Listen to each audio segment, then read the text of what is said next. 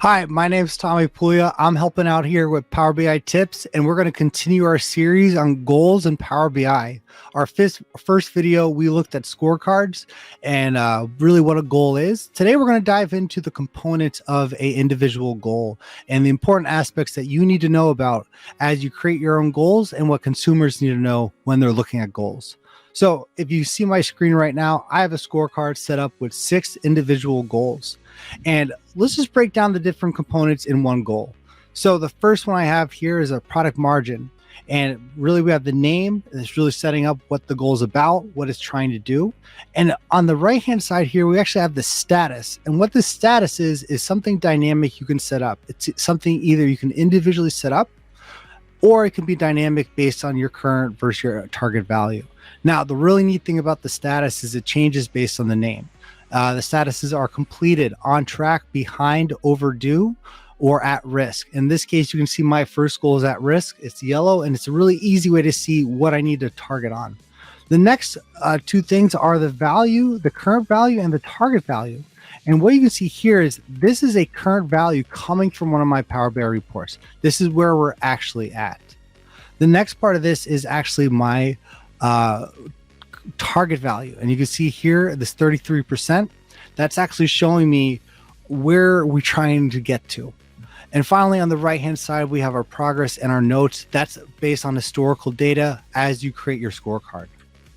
So as we dive in here, let's kind of break down what you can actually do in a goal. So I can see for my first goal, it's 29% for the current value, and the target's 33. If I just click on the name here, it actually brings up my trending historical data since I've set up the goal. So you see, I set up this goal starting in December, and it's been tracking ever since. Really neat thing about goals too, it actually creates a data set in your workspace. In this case, in my Chicago Power BI workspace, it actually has a data set called the Chicago Pug Scorecard. So what I can actually see here is all the trending, the historical numbers of where this current value was. Now, the neat thing about this is actually coming from a card and a Power BI visual, but it remembers the historical numbers every day. So what I can actually do here, depending on what the objective of that goal is actually check in. And this check-in feature actually allows me, depending if I'm doing a marketing campaign, something changed with my product line, or even something with sales, check and say, hey, we've changed something, so we should expect to see a bump or something, see the goal maybe miss its target.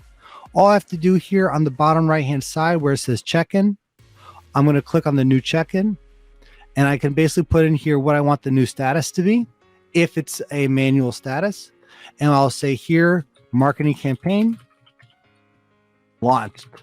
And I can choose the date, so I can go back in time, or I can even go to the future. So what I'll do here is today's February 10th, and I'll save this. So now I have a check-in here.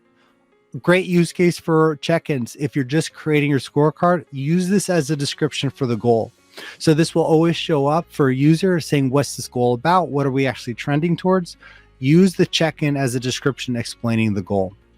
Other things I can do here is actually look at the history. So I can see actually on a daily basis, or how you set it up, if it's been trending on track, and I see for the most part this goal's been on track, but actually started behind, and that's showing at the very bottom here that it started behind, then was at risk, and it's been on track ever since.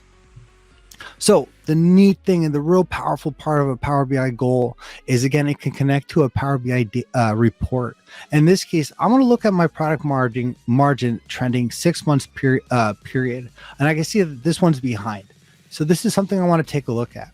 When I hover over the goal, you'll notice it says open this report, the report this value is connected to.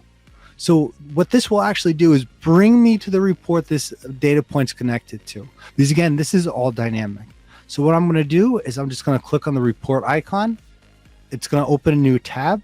And it will not only will it bring me to the report, it's actually going to bring me to the actual visual and the data point this is connected to. So I can actually see here it'll do a focus view and actually show me the spotlight of what data points connected to. It brings up automated insights to help me see if maybe there's a reason why we're trending below. So this is a real quick and easy way to tell a story for a user. So that's just the components of a report, Power BI goal. There's a lot more to come. So follow us on Power BI tips, and thank you so much.